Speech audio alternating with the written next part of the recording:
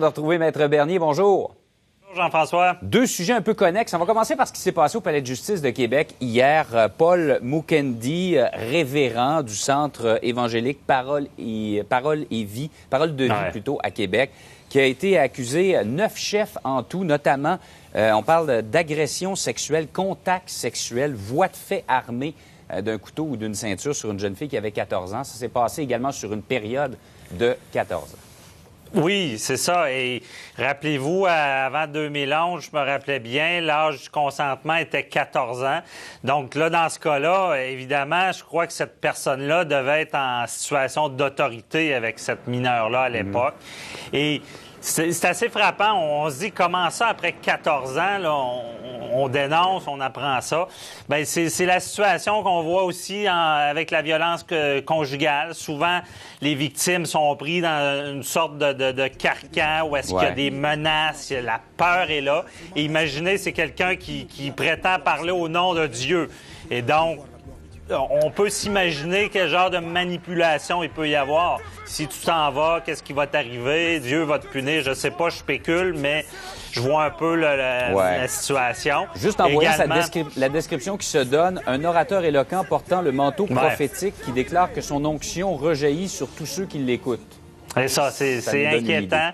Ça donne une idée. Évidemment, il y a la présomption d'innocence, mais on est dans une situation, on est allé jusqu'à l'agression, les menaces. Je crois qu'il y avait une arme impliquée. Donc, heureusement, cette jeune fille-là a réussi à dénoncer. Et là, il y aura procès et justice. Il y aura éventuellement justice. Oui, on va voir ce que ça va donner. Bien, ça nous amène à notre deuxième sujet. Les plaintes d'agression sexuelle, justement, au Canada, on le disait, dans ce cas-là, la jeune fille a dénoncé, sauf que ça donne pas beaucoup le goût de dénoncer aux victimes quand on voit que à peu près 40 41 pour être plus exact, au Canada, des plaintes d'agression sexuelle arrivent jusqu'aux tribunaux. Donc, c'est abandonné avant, entre 2009 et 2014, selon Statistique Canada. Il y a encore des gros problèmes dans notre système face aux dénonciations d'agression sexuelle. Oui, il y a du travail à faire. Moi, honnêtement, il m'arriverait quelque chose, je suis pas sûr que je dénoncerais avec ce que je vois. C'est terrible comme ça. Mais voyons donc. Ah oui, tant que ça? Oui, parce que j'aurais quasiment plus peur de ce qui va s'en suivre. Parce que c'est ça un peu le problème, c'est qu'il arrive un drame, la personne est tout seule avec ça, et là, on sait, les postes de police s'améliorent, on travaille là-dessus, mais il n'y a pas de façon de faire universelle.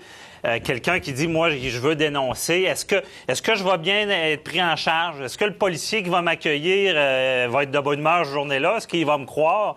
Et là, les gens savent pas trop, donc c'est risqué. Fait que des fois, ils gardent ça pour eux, ils dénoncent pas. Ensuite de ça, on dit, il y aura peut-être un procès.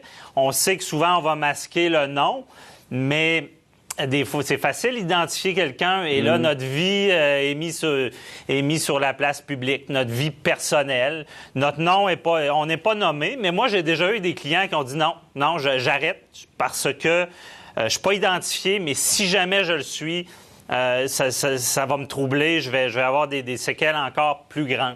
Donc, je pense que c'est difficile un passage devant le tribunal aussi, mais encore faut-il se rendre au tribunal. D'après moi, c'est encore plus difficile si vous portez plainte et que finalement, on se retourne vers vous, on dit « Regardez, madame, ça ira pas plus loin ».